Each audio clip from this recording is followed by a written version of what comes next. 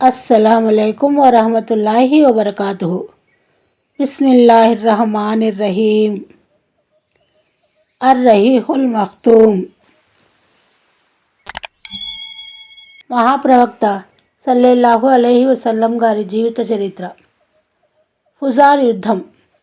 దైవ ప్రవక్త సల్లెల్లాహు అలైహి వసల్లం 15 ఏళ్ల ప్రాయంలో ఉన్నప్పుడు ఫుజార్ యుద్ధం సంభవించింది. ఇది ఖురైష్ వారి మిత్రులు బనూ కనానాకు ఖైస్ ఐలాన్కు నడుమ జరిగిన యుద్ధం. ఖురైష్ కనానాల సైన్యాధ్యక్షుడు హరబ్ బిన్ ఉమయ్య. ఇతను తన వయస్సు, గౌరవం రీత్యా ఖురైష్ మరియు కనానాల దృష్టిలో పెద్దవాడు. యుద్ధంలో మొదట ఖైస్ తెగకే ఆధిక్యత లభించినప్పటికీ మధ్యాహ్నం అయ్యేసరికి కనానా సైన్యమే ఆధిక్యత సంపాదించింది. ఈ యుద్ధాన్ని ఫుజార్ యుద్ధం అనడానికి కారణం ఏమిటంటే ఇది హరం దైవగృహం దగ్గర నిషిద్ధ మాసాలలో జరిగిన యుద్ధం. ఈ రెంటి గౌరవాన్ని మంటగలిపిన యుద్ధం. ఈ యుద్ధంలో దైవ ప్రవక్త సల్లెల్లాహు అలైహి వసల్లం కూడా పాల్గొన్నారు. ఆయన ఆ యుద్ధంలో తన పినతండ్రులకు అంబులను అందించారు. హిల్ఫుల్ ఫుజూల్.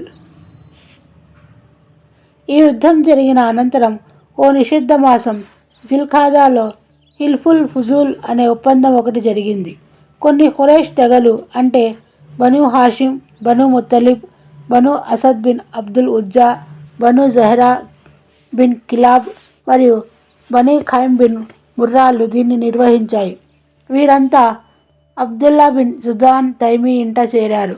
వయస్సులోనూ గౌరవంలోనూ అతను అందరికంటే మిన్న కావడం అందుకు కారణం. అందరూ ఓ మాట మీద నిలబడి మక్కాలో ఏ పీడితుడు కనబడినా అతడు మక్కావాసి అయినా కాకపోయినా సరే కలిసికట్టుగా అతనికి సహాయం చేద్దామని, అతని హక్కును అతనికి ఇప్పిద్దామని ప్రమాణం చేశారు. ఈ ప్రమాణ సభలో దైవ ప్రవక్త సల్లెల్లాహు అలైహి వసల్లం కూడా ఉన్నారు.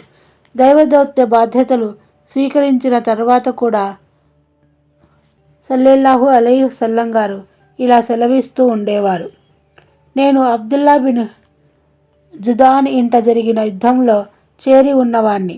దానికి బదులు నాకు ఎర్ర వంటలు కూడా నచ్చవు. ఒకవేళ ఇస్లాం కాలంలో నన్ను ఈ ఒప్పందం కోసం పిలిస్తే తప్పక వెళ్ళేవాణ్ణి. తెగల దురవమానానికి ఈ ఒప్పందం గొడ్డలిపెట్టు అయింది. దీని వెనుక ఉన్న కారణం ఏమిటంటే జుబైర్ తెగకు చెందిన ఓ వ్యక్తి వర్తక సామగ్రి విక్రయించడానికి మక్కా వచ్చాడు.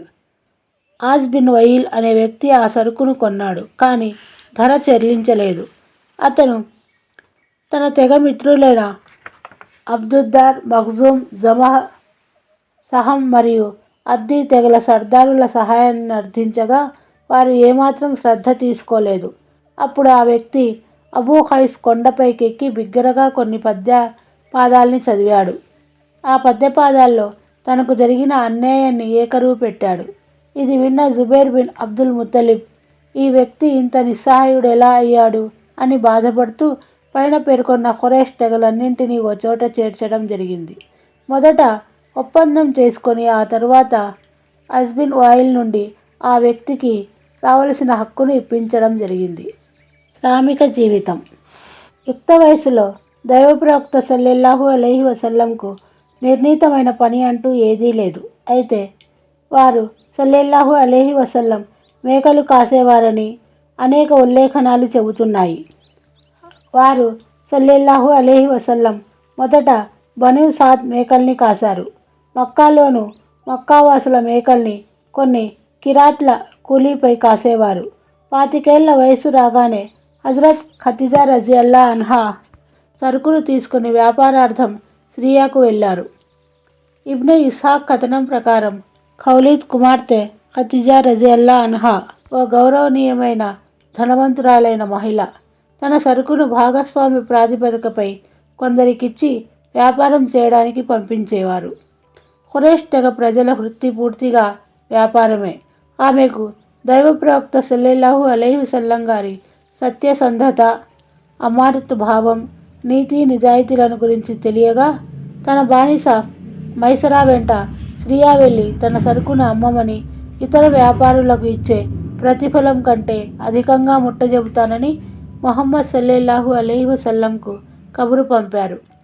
దైవ ప్రవక్త సల్లల్లాహు అలైహి వసల్లం ఆమె ఈ కోరికను మన్నించి ఆమె సరుకు తీసుకొని బానిస మైసరా వెంట సిరియాకు వెళ్ళారు. హజరత్ ఖతిజా రజియల్లా అన్హాతో వివాహం. సిరియాలో వ్యాపారం చేసి తిరిగి వచ్చారు దైవ ప్రవక్త సల్లల్లాహు అలైహి వసల్లం. హజరత్ ఖతిజా రజియల్లా అన్హా తన వ్యాపారంలో జరిగిన అభివృద్ధిని, ముహమ్మద్ సల్లల్లాహు అలైహి వసల్లం గారి నిజాయితీని చూసి ముగ్ధురాలై తన బానిస మైసరా ద్వారా విషయాన్ని తెలుసుకున్నారు.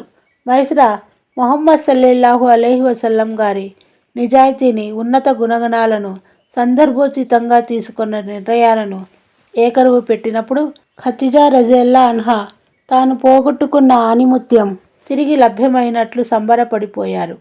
అంతకు పూర్వం గొప్ప గొప్ప సర్దారులు, ధనవంతులు ఆమెను వివాహమాడాలని ప్రయత్నం చేసినప్పటికీ ఆమె ఒప్పుకోలేదు. ఇప్పుడు ఆమె తన మనసులో మాట తన స్నేహితురాలు నఫీసా బింతె మంబాకు చెప్పారు. నఫీసా దైవ ప్రవక్త సల్లల్లాహు అలైహి వసల్లం దగ్గరకు వెళ్ళి మాట్లాడారు. ఆయన సల్లల్లాహు అలైహి వసల్లం గారు వివాహానికి అంగీకరించి పినతండ్రులతో ఈ విషయమై చర్చించారు. వారు హజరత్ ఖతిజా రజియల్లా అన్హు గారి పినతండ్రితో పెళ్లి సంబంధమై మాట్లాడారు. ఆ తర్వాత వివాహం జరిగిపోయింది.